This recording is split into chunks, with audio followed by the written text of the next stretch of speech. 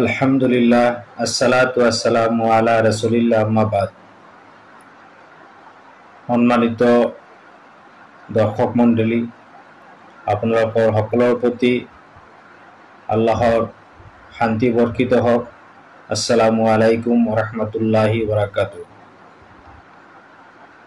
আজি এটা বিষয় লৈ আপোনালোকৰ সন্মুখত আহিছো, সেয়া হ'ল আল্লাহে মানুহক কি কি বিষয়ৰ ওপৰত পৰীক্ষা কৰিব, তাৰে কেইটামান বিষয় লৈ আজি আপোনালোকৰ সন্মুখত আহিছো।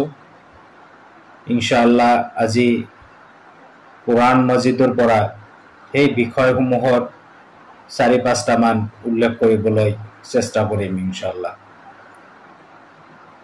তাহক আৰম্ভ কৰো আজিৰ আলোচনা। আউযু বিল্লাহি মিনাশ শাইতানিৰ ৰাজিম, বিসমিল্লাহিৰ ৰহমানিৰ ৰহিম। কোৰআন মজিদৰ সূৰা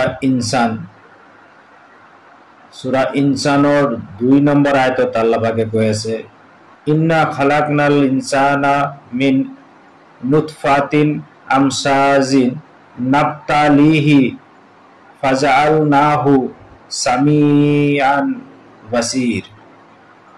সূরা ইনসানৰ 76 নম্বৰ সূৰাৰ 2 নম্বৰ আয়াতত আল্লাহ পাকে কৈ আছে যে আমি মানুহক সৃষ্টি কৰিছো মিশ্ৰ শুক্ৰবিন্দুৰ পৰা আৰু আমি তাক পৰীক্ষা কৰিম। হে আমি তাক শ্ৰৱণ শক্তি আৰু দৃষ্টি শক্তি সম্পন্ন বনাইছো। অৰ্থাৎ আল্লাহ পাকে কৈ আছে ইন্নামা খালাকনাল ইনসানা, আমি নিশ্চয় সৃষ্টি কৰিছো মানুহক মিন নুতফাতিন, নুতফাৰ পৰা অৰ্থাৎ শুক্ৰবিন্দুৰ পৰা, আমসাজিন আৰু এই শুক্ৰবিন্দুবিলাক হৈছে মিশ্ৰিত শুক্ৰবিন্দুৰ পৰা।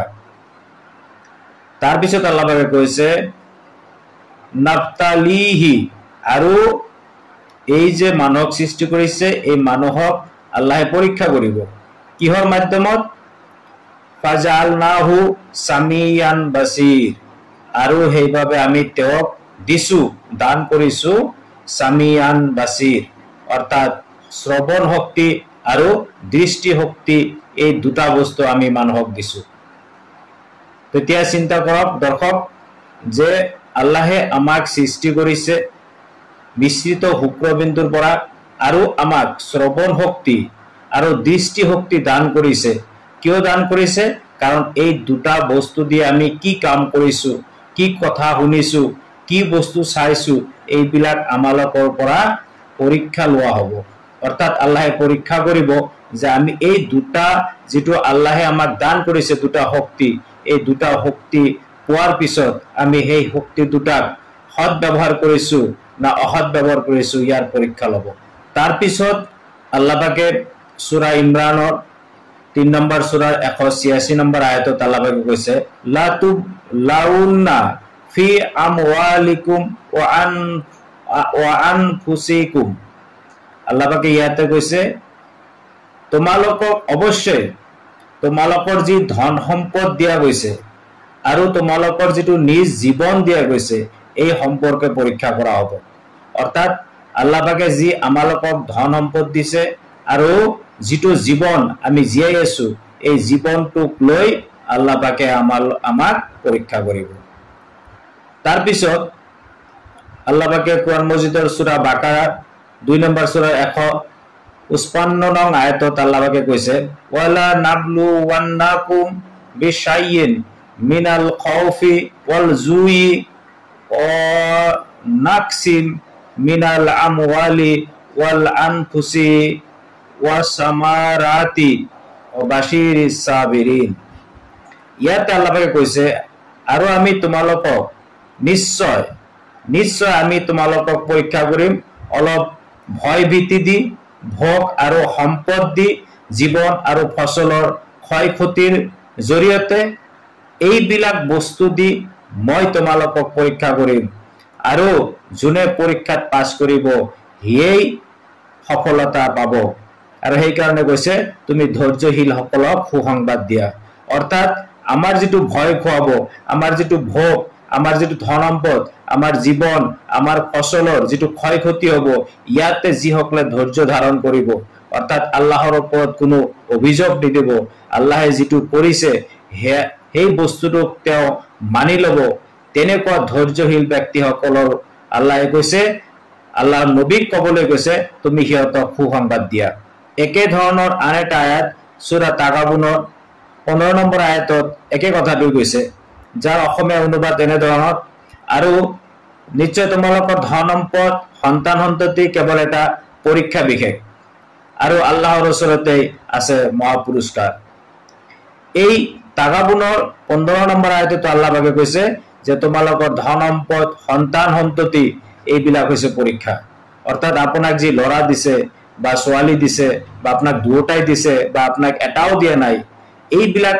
আসলতে আল্লাহৰ ফালৰ পৰা এটা পৰীক্ষা আৰু আপুনি সেই সম্পদ সেই ধন কেনেকৈ খৰচ কৰিছে কত খৰচ কৰিছে কেনেকৈ উপাৰ্জন কৰিছে আপোনাৰ লৰা ছোৱালীক কি শিক্ষা দিছে কি পৰিবেশ দিছে কি আচাৰ আচৰণ শিকাইছে এইবিলাক হৈছে আপোনাৰ আল্লাহৰ ফালৰ পৰা আপোনাৰ প্ৰতি এটা পৰীক্ষা অৰ্থাৎ আপোনাৰ লৰা ছোৱালী আপোনাৰ ধন সম্পদ এইটো আপোনাৰ কাৰণে এটা পৰীক্ষা এই পৰীক্ষাত যোনে উত্তীৰ্ণ হ'ব পৰকালত হিয়ে সফলতা অৰ্জন কৰিব একেটাই কথা আল্লাহ পাকে আন এটা আয়াতত কৈছে সূৰা আনফালৰ 28 নম্বৰ আয়াতত মানুহক মানে কৈছে নবীৰ দ্বাৰা যে আপনি কৈ দিয়ক যে হে মানৱসকল তোমালোকে জানি লোৱা কি জানি লোৱা যে তোমালোকৰ ধন সম্পদ সন্তান সন্ততি এটা পৰীক্ষা আৰু নিশ্চয় আল্লাহ তেওঁৰ ওচৰতে আছে মহা পুৰস্কাৰ এই ধন সম্পদ এইবিলাক পৃথিৱীৰ পাৰ্থিৱ জীৱনৰ বস্তু লৰা ছোৱালী পাৰ্থিৱ জীৱনৰ বস্তু সন্তান সন্ততি পাৰ্থিৱ জীৱনৰ বস্তু এই বস্তুবিলাক স্থায়ী নহয় অস্থায়ী বস্তু আৰু সেই কাৰণে এইবিলাকৰ প্ৰতি বেছি মোহ মায়া লাগি ইহতক যদি আপনি সৎ ব্যবহাৰ নকৰে ইহতে যেটো বিচাৰে হেতুই দিয়ে ইহতক সঠিক ৰাস্তা আপনি যদি দেখুৱাই নিদিয়ে তেনেহলে আপনি ক্ষতিগ্ৰস্ত হৈ যাব এই কাৰণে আল্লাহে কৈছে যে এইবিলাক তোমাক দিয়া হৈছে পৰীক্ষা কৰাৰ অৰ্থে অৰ্থাৎ এইবিলাক পৰীক্ষাৰ বস্তু আমি এইবিলাক পৰীক্ষাৰ বস্তু হিচাপে লৈ হিহতক সঠিক পথত পৰিচালিত কৰাৰ দায়িত্ব আমাৰ আৰু যদি আমি তেনেকে কৰিব পাৰো তেনেহলে আল্লাহে কৈছে যে নিশ্চয় আল্লাহ তেওঁৰ ওচৰতে আছে মহা পুৰস্কাৰ আৰু এই পুৰস্কাৰ আল্লাহে আমাক দিব কাক দিব যিসকলে এই ধন সম্পদ পোৱাৰ পিছত সন্তান সন্ততি পোৱাৰ পিছত হিয়তক সঠিক ব্যৱহাৰ কৰিব পাৰিছে সেই সকলকে আল্লাহে মহা পুৰস্কাৰ দিব বুলি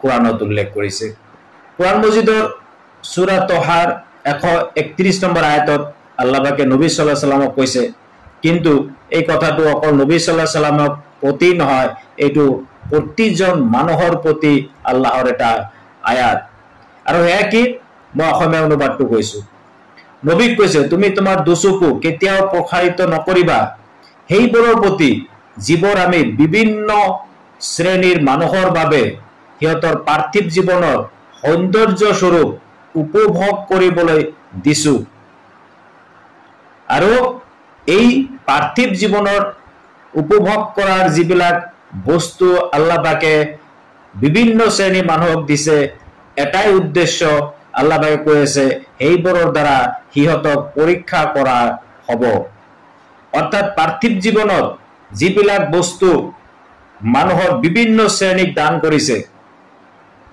ঘৰ দুৱাৰ দালান কোঠা বিল্ডিং বেংক বেলেন্স মাটি সম্পত্তি সৌন্দৰ্য উপাধি যি বস্তু আল্লাহ পাকে এই পাৰ্থিৱ জীৱনত দিছে উপভোগ কৰাৰ কাৰণে কিছু সময়ৰ কাৰণে এইবিলাকৰ প্ৰতি আল্লাহে কৈ আছে হে নবী তোমাৰ চকু সেইফালে তুমি নিদিবা কাৰণ এই পাৰ্থিৱ জীৱনৰ এই বস্তুবিলাক হিয়তক দিয়া হৈছে হিয়তক কি কৰিব পৰীক্ষা কৰিব অৰ্থাৎ আপোনাৰ মনত এতিয়া জাগিব পাৰে যে যিবিলাক মানুহ মুছলিম নহয় আল্লাহক বিশ্বাস নকৰে আল্লাহৰ কথা অনুসৰি নচলে এইবিলাক মানুহ ইমান উন্নতি কৰিছে এইবিলাক মানুহ ইমান টকা পইচা হিয়তৰ লৰা ছোৱালী ইমান ভাল ভাল চাকৰি কৰিছে হিয়তৰ বিল্ডিং আছে গতিকে মোৰ কিয় নাই আল্লাহ মোক কিয় দিয়া নাই তো মনত ৰাখিব আপোনাক দিয়া নাই এইটো আপোনাৰ পৰীক্ষা আৰু যিসকলক দিছে সেই সকলক পৰীক্ষা কৰিছে আৰু আল্লাহে কৈছে তুমি সেইবিলাক পাৰ্থিৱ বস্তুৰ প্ৰতি তুমি তোমাৰ চকু নিদিবা, সেইবিলাক সিহঁতক পৰীক্ষা কৰাৰ অৰ্থে দিয়া গৈছে। তো আমি কি বুজি পালো যে আনৰ বস্তুৰ প্ৰতি হেঁপাহ কৰিব নালাগে। তোমাক আমাক আল্লাহ যিখিনি দিছে সেইখিনি লৈ আমি সন্তুষ্ট থাকিব লাগিব। একে ধৰণৰ আয়াত কোৰআন মজিদৰ সূৰা হিজৰৰ 88 নম্বৰ আয়াতত আল্লাহ পাকে একে বস্তু কৈছে যে সিহঁতৰ মাজত সিহঁতৰ বিভিন্ন শ্ৰেণীত মানুহক আমি পাৰ্থিৱ জীৱনৰ ভোগ বিলাস কৰাৰ কাৰণে বহুতো উপকৰণ দিছো। তুমি সেই উপকৰণ সেই বস্তুবিলাকৰ প্ৰতি তোমাৰ দুচকু প্ৰসাৰিত নকৰিবা, আৰু তোমাক দিয়া নাই বুলি তুমি দুখ নকৰিবা, আৰু সিহঁতক দিছে বুলিও তোমাৰ মনত দুখ নকৰিবা যে সিহঁতক আল্লাহে কিয় দিলে আৰু মোক কিয় নিদিলে। গতিকে এই দুখটো তুমি নকৰিবা, আৰু তুমি মুমিন সকলৰ বাবে তোমাৰ বাহুটো নৰম কৰি দিয়া, নত কৰি দিয়া। অৰ্থাৎ যিসকল মুমিন, যিসকল আল্লাহৰ প্ৰতি ইমান আনিছে, শেষ দিৱসৰ প্ৰতি ইমান আনিছে, সিহঁতৰ প্ৰতি তুমি সৎ ব্যৱহাৰ কৰা। এই আয়াতটো প্ৰকৃততে আল্লাহে নবী সাল্লাল্লাহু আলাইহি সাল্লামক আদেশ কৰিছে, দিছে, কিন্তু এইটো আমাৰ সকলোৰে বাবে প্ৰযোজ্য। যিসকলে নিজকে মুছলিম কয়, মুমিন কয়, ইহঁতেও এই আয়াতৰ অন্তৰ্বৰ্তী হ'ব ইনশাআল্লাহ। তাৰপিছত আল্লাহে আৰু এটা আয়াতত কৈছে, সূৰা ফাজৰৰ 15 নম্বৰ আয়াতত কৈছে যে মানুহৰ প্ৰকৃতি এনেকুৱা যে যেতিয়া তাৰ প্ৰতিপালকে তাক সন্মান আৰু অনুগ্ৰহ প্ৰদান কৰি পৰীক্ষা কৰে, তেতিয়া সি কয় মোৰ প্ৰতিপালকে মোক সন্মানিত কৰিছে। আল্লাহে সাধাৰণভাৱে মানুহৰ প্ৰকৃতি বৰ্ণনা কৰিছে। যেতিয়া আল্লাহে মানুহক সন্মান আৰু অনুগ্ৰহ দান কৰে কিয় কৰে? পৰীক্ষা কৰাৰ কাৰণে। আৰু তেতিয়া মানুহবিলাকে উত্তৰ দিয়ে যে মোৰ প্ৰতিপালকে মোক সন্মানিত কৰিছে। কিন্তু 16 নম্বৰ আয়াতত আল্লাহ পাকে কৈছে কিন্তু যেতিয়া তাক পৰীক্ষা কৰিবলৈ তাৰ জীৱিকা, তাৰ উপাৰ্জন, তাৰ সম্পদ, তাৰ ল'ৰা ছোৱালী এইবিলাক সংকুচিত কৰি দিয়ে, তেতিয়া সি কয় মোৰ প্ৰতিপালকে মোক লাঞ্ছিত কৰিছে। অৰ্থাৎ আল্লাহৰ প্ৰতি তেতিয়া আৰু শুকৰিয়া প্ৰকাশ নকৰে, আল্লাহৰ আনুগত্যত নাথাকে, আল্লাহৰ প্ৰতি সেজদা অৱস্থাত তেওঁ নাথাকে। তেতিয়া আল্লাহৰ প্ৰতি বিৰূপ ভাৱ আহে যে আমাক কিয় সংকুচিত কৰিলে। যেতিয়া আল্লাহে দিয়ে তেতিয়া আল্লাহৰ প্ৰতি সন্তুষ্ট হৈ থাকে। যেতিয়া আল্লাহে এইটো লৈ যায়, পৰীক্ষা কৰিবলৈ লৈ যায় যে ইয়াৰ সংকুচিত কৰি দিলো, ইয়াৰ হায়াত কমাই দিলো, ইয়াৰ ল'ৰা ছোৱালীক উঠাই লৈ গলো, ইয়াৰ সম্পত্তি নষ্ট কৰি দিলো, তেতিয়া সেই মানুহজনে আল্লাহৰ প্ৰতি অসন্তুষ্ট প্ৰকাশ কৰে আৰু কয় আল্লাহে মোক লাঞ্ছিত কৰিলে। আমি উভয় অৱস্থাতে যেতিয়া আল্লাহ আমাক দান কৰিছে তেতিয়াও শুকৰিয়া আল্লাহৰ, যেতিয়া আল্লাহ আমাৰ পৰা লৈ যাব তেতিয়াও আল্লাহৰ শুকৰিয়া আদায় কৰিব লাগিব। কোৰআন মজিদৰ আৰু এটা আয়াতত সূৰা জুমাৰৰ 49 নম্বৰ আয়াতত আল্লাহ পাকে কৈছে এতিয়া যেতিয়া কোনো বিপদ আপদে মানুহক স্পৰ্শ কৰে তেতিয়া সি কেৱল মোকে আহ্বান কৰে। আল্লাহে কৈছে সাধাৰণভাৱে কৈছে মানুহৰ ক্ষেত্ৰত কি হয়, যেতিয়া এই মানুহৰ কোনো বিপদ আহে তেতিয়া সেই মানুহজন উপায়ন্তৰ হৈ আল্লাহৰ ওচৰতেই আহ্বান কৰে, আল্লাহৰ ওচৰতে দোৱা কৰে।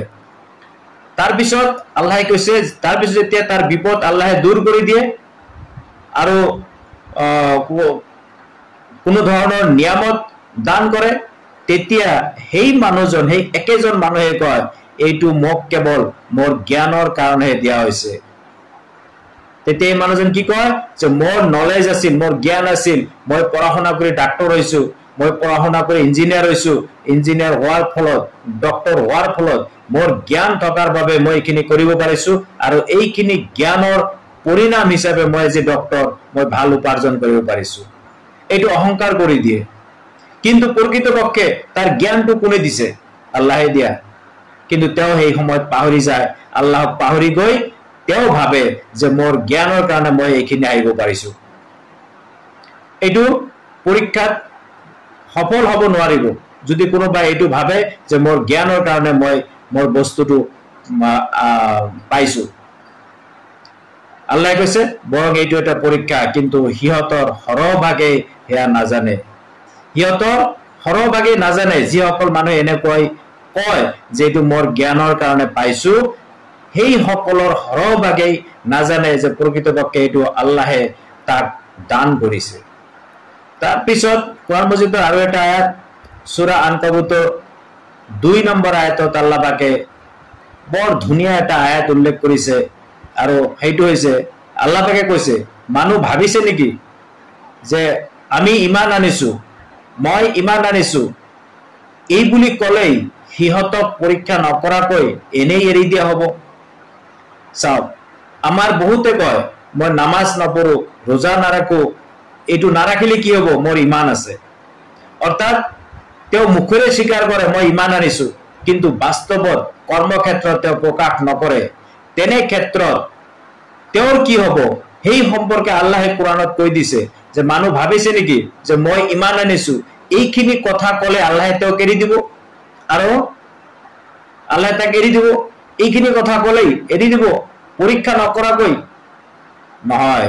তাৰ পিছৰ আয়াতত আল্লাহ পাকে কৈছে, সূৰা আনকাবুতৰ 3 নম্বৰ আয়াতত আল্লাহ পাকে কৈছে যে অৱশ্যে আমি সিহঁতৰ পূৰ্বৱৰ্তী সকলকো পৰীক্ষা কৰিছিলো, অৱশ্যে আল্লাহে প্ৰকাশ কৰি দিব কোন সত্যবাদী আৰু তেওঁ প্ৰকাশ কৰিব কোন মিছলীয়া। অকল মুখেৰে ক'লে নহ'ব যে মই ইমান আনিছো, মই মুছলিম, মোৰ কৰ্মত যদি প্ৰকাশ নাপায় তেনেহ'লে সেই দাবী অৰ্থহীন হৈ পৰিব। সেইকাৰণে আল্লাহে সূৰা আনকাবুতৰ 2 আৰু 3 নম্বৰ আয়াতত এই বিষয়টো স্পষ্ট কৰি কৈছে যে মানুহ ভাবিছে নেকি যে মই ইমান আনিছো, আমি ইমান আনিছো, আৰু তাক পৰীক্ষা নকৰাকৈ আল্লাহ এৰি দিব? 3 নম্বৰ আয়াতত কৈছে অৱশ্যে আমি সিহঁতৰ পূৰ্বৱৰ্তী সকলক পৰীক্ষা কৰিছো, আৰু আল্লাহে প্ৰকাশ কৰি দিব যে কোনে সত্য কথা কৈছিল, কোনে মিছা কথা কৈছিল। অৰ্থাৎ কৰ্মৰ জৰিয়তে প্ৰকাশ হৈ যাব যে আপনি আপনাৰ দাবিত অটল, আপনাৰ দাবি সঁচা না আপনাৰ দাবি মিথ্যা। কোৰআন মজিদৰ সূৰা ফুৰকানৰ 20 নম্বৰ আয়াতৰ এটা অংশ আপোনালোকক ক'ব ওলাইছো। সেয়া হৈছে যে আল্লাহে কৈছে, হে মানৱ, আমি তোমালোকৰ এজনক আনজনৰ বাবে পৰীক্ষা স্বৰূপ কৰি দিছো। চাওক, আমি দৈনন্দিন জীৱনত যিমান মানুহক লগ পাইছো এজনে আনজনৰ বাবে পৰীক্ষা স্বৰূপ। আপনি লগ পোৱা আপোনাৰ বন্ধু বান্ধৱী হওক, মা দেউতা হওক, ল'ৰা ছোৱালী হওক, ঘনিষ্ঠ আত্মীয় হওক, দূৰৱৰ্তী আত্মীয় হওক, অচিনাকি হওক, বাটৰুৱা হওক, পথিক হওক, যি ধৰণৰ মানুহ আপনি লগ পাইছে আপোনাৰ জীৱনত, গোটেই মানুহ আপনাৰ বাবে পৰীক্ষা স্বৰূপ। তেনেকৈ আপনিও সেই সকল মানুহৰ বাবে পৰীক্ষা স্বৰূপ। অৰ্থাৎ সেই মানুহৰ লগত আপনি কি ব্যৱহাৰ কৰিলে, আপনি সেই মানুহজনৰ লগত ভাল আচৰণ কৰিল না বেয়া আচৰণ কৰিল, এয়া পৰীক্ষা কৰিব আল্লাহে। আৰু সেই মানুহজনৰ প্ৰতি আপোনাৰ দায়িত্ব কি আছিল, সেই দায়িত্ব আপনি পালন কৰিছে নেকি? সেই মানুহজনৰ প্ৰতি আপনাৰ কি কৰ্তব্য আছিল, সেই কৰ্তব্য আপনি পালন কৰিলে নে নাই? এই আটাইবিলাক বস্তু সোমাই আছে যে আল্লাহে কৈছে মই এজনক আনজনৰ বাবে পৰীক্ষা স্বৰূপ কৰি দিছো। ধৰি লওক আপোনাৰ লগত আপোনাৰ সম্পৰ্কীয় কোনোবা এজনৰ কাজিয়া হৈছে, কিবা কথা কটাকটি হৈছে, সিহঁতৰ মাত বল নাই, আপনিও মাত বল নকৰে, এইটো এটা পৰীক্ষা। গতিকে আপনি কি কৰিব লাগিব, এই হিংসা বিদ্বেষ এৰি সেই মানুহজনৰ লগত আকৌ আপনি ভাল আচৰণ কৰিব লাগিব, আকৌ সালাম দিব লাগিব, সিহঁতৰ লগত উঠা বহা কৰিব লাগিব, আৰু এইখিনি আপনি কৰিব লাগিব। আৰু ইয়াৰ কাৰণে ধৈৰ্যৰ প্ৰয়োজন, ইয়াৰ কাৰণে বহল মনৰ প্ৰয়োজন। সেইবাবে সূৰা